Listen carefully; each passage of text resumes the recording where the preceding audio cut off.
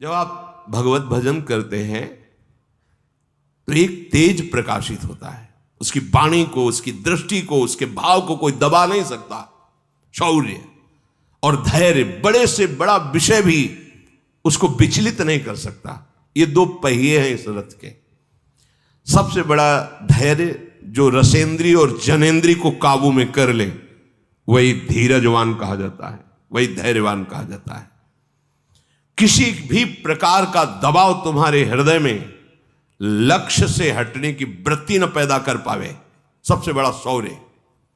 धैर्य, रसेंद्री और जनेंद्री, और सब छोड़, दो बात पकड़ो। रसेंद्री और जनेंद्री, ये दो तुम्हें विचलित न कर पावे तो मानो रथ के पहिए तैयार हो गए आपके।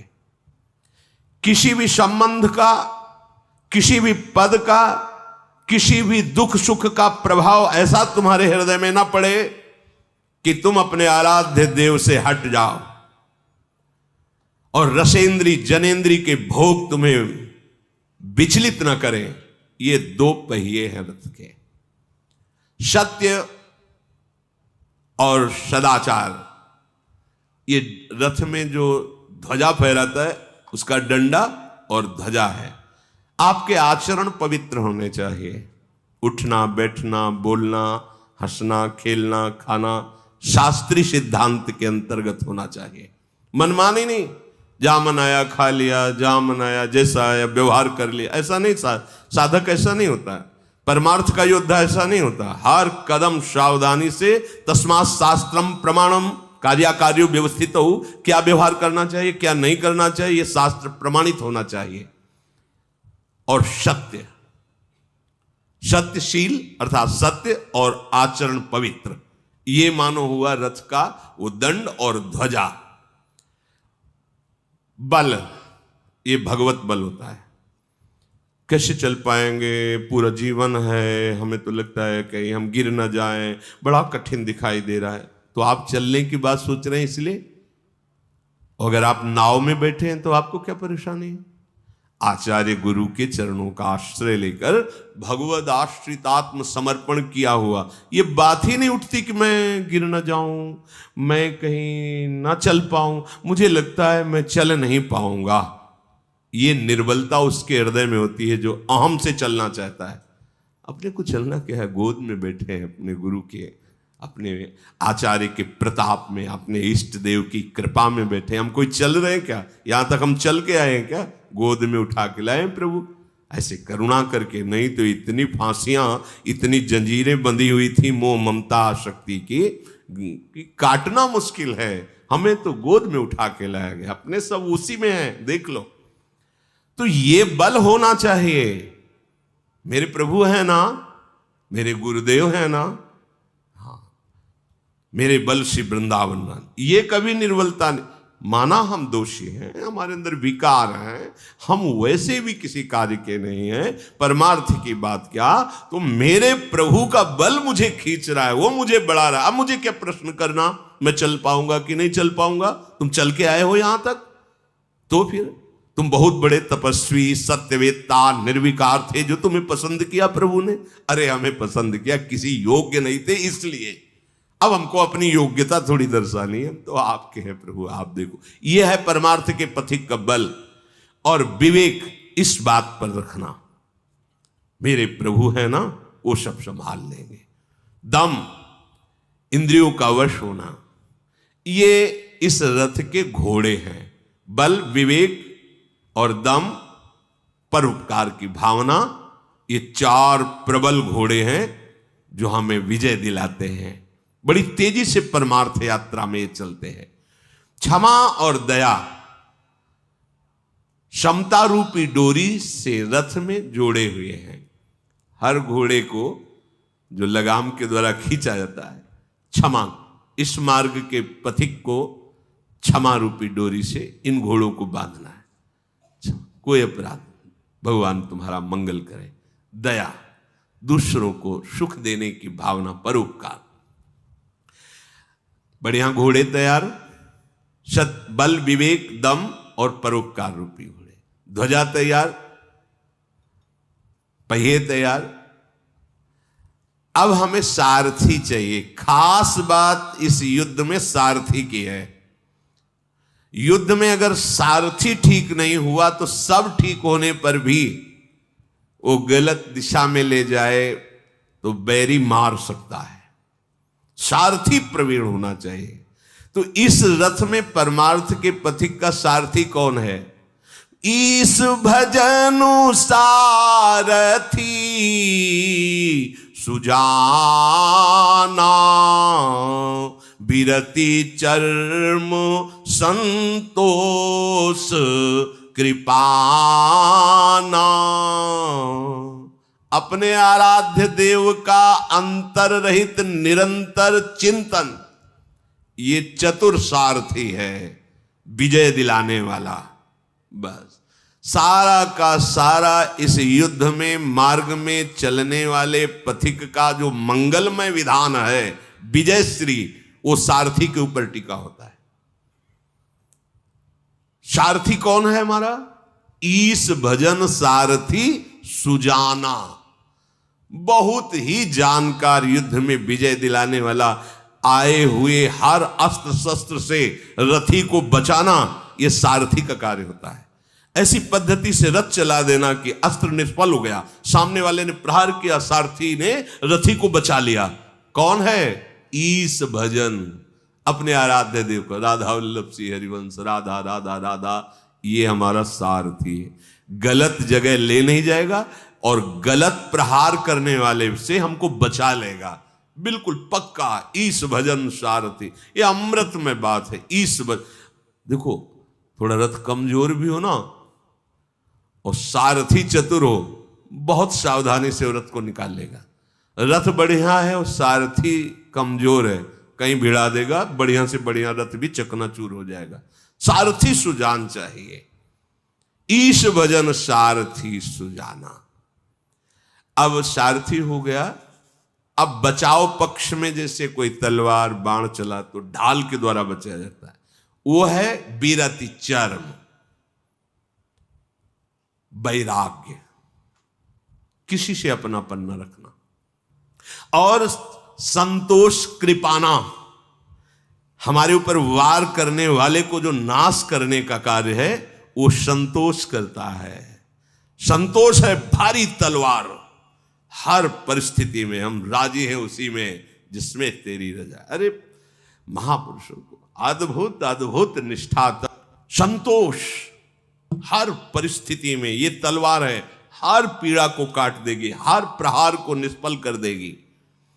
और अपने सुख को दूसरे में दान करना, ये गुरुजन बड़े भारी दानी हैं। इनसे बड़ा कोई दानी त्रिभुवन में नहीं है, क्योंकि सब लौकिक दान करते हैं। गुरुदेव नाम सुकृत धन अपनी जीवनी, गुरुदेव जैसा कृपालु कौन हो सकता है? अपना जीवन जो नाना प्रकार के दुख और कष्टों को सह करके जो प्राप्त किया, वो तुम्हें सहज में तुम्हारे है। मान्यता संसार की भोगों की रखने वाला कैसे इस बात को समझ सकता है कि गुरुदेव ने अपने प्राण दे दिए, अपने जीवन दे दिए हमको, इससे ज्यादा क्या हो? सब कोई जीने की वस्तुएं दे सकता है, गुरुदेव ने जीवन दे दिया, प्राण दे दिया। नाम सुकृत धन अपनी जीवनी, अतिहित मान देत वरदान। अब कोई वरदान आशीर्वाद मांगने की, अरे गुरुदेव ने कुछ रखा ही नहीं, सब कुछ दे दिया। बलिहारी है, बस वो शब्द नहीं है कि कुछ कहा जा सके।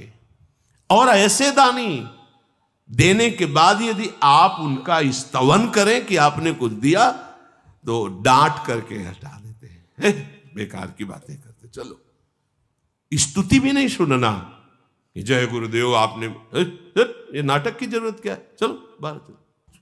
साल ऐसे दानी कि उनको तुम दानी कहो तो डांट लग जाएगी, ऐसे। तो ये जो संतोष रूपी धन है, संतोष रूपी तलवार है, ये इस युद्ध में विजय प्राप्त। हर बात में संतोष, जोई जोई प्यारो करे सोई मोहि भावे। जय हो आपकी प्यारे, आप जैसे राजी रहो उसमें मैं राजी, ये परमार्थ है। और दान, ये फरसा है, ये सब कुछ काट देता है जितने विकार है। गुरुदेव ने जो हमें दान किया ना, नाम, उसके बदले में क्या दे सकते हैं? हमारे प्राण तो विषयों में फंसे, इनको प्राण दे देना कोई खास बात हुई क्या? उनके प्राण और प्राणनाथ चिदानंद में, मेरे प्राणनाथ श्री श्यामा ही में न जान पड़े कान है कि प्राण है, अर्थात प्राण भी चिदानंद और प्राणनाथ भी चिदानंद, वो उन्होंने दे दिया। प्राण और प्राणनाथ दोनों दे दिए, इससे बड़ा और क्या? और बुद्धि प्रचंड शक्ति है विश्व विजय करने के लिए। जब हम गुरु प्रदत्त नाम जप करते हैं तो प्रतिपल बुद्धि वर्धमान होती चली जाती है।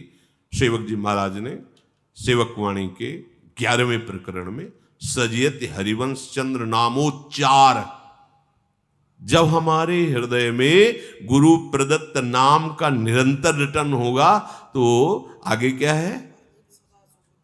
वर्धित सदा सुबुद्धि रसिक अनन्य प्रधान सत साधु मंडली मंडनो जयति। निरंतर नाम जपने से सुबुद्धि सदा बढ़ती रहती है। अब वो इतनी प्रचंड बुद्धि हो गई, एक क्षण में भस्म कर देती। कोई भी चिंता, कोई भी शोक, कोई भी भय उसे सता नहीं सकता। अब अनुभव रूपी धनुष प्रकट हुआ और निर्मल पाप रहित अचल स्थित दृढ़ ये तर्कस प्रकट हुआ और मन का वशीभूत हो जाना, अहिंसा, नियमों का दृढ़ता पूर्वक पालन करना, ये उसमें बाण है।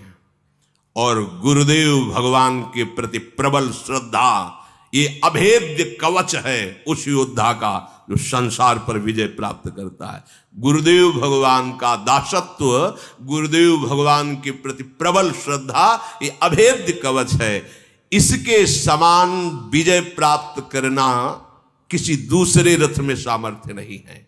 सखा, ऐसा रथ जिसके पास होता है वो सदैव विजयी रहता है, एक भी शत्रु नहीं बचता। महा अजय संसार रिपु जीति सकै सो वीर, जाके असरथ होई दृढ़ सुनहु सखा मति धीर। हे विभीषण, धीर बुद्धि वाले मित्र, जिसके पास ये रथ होता है वो जन्म मृत्यु रूप महाभयावह संसार के हर शत्रु पर विजय प्राप्त कर लेता है। ये रावण की बात क्या है? हर शत्रु पर बड़ा विजयी बनता है रावण, लेकिन काम से तो परास्त है, क्रोध से तो परास्त है, मोह से तो परास्त है, ईर्ष्या से परास्त है, द्वेष से परास्त है। किससे विजय पाया है? पार्थिव शरीरों से, लेकिन अंदर के शत्रुओं से घिरा हुआ परास्त पड़ा है।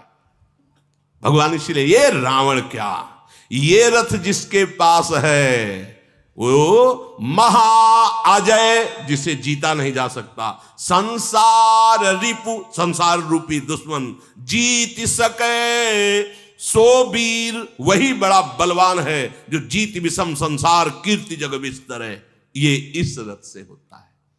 अगर अपने गुरुदेव के चरणारविंद की दृढ़ निष्ठा और दिया हुआ भजन, तो सारथी और कवच अभेद्य, फिर ये सारे लक्षण अपने आप आ जाएंगे। हमें चाहिए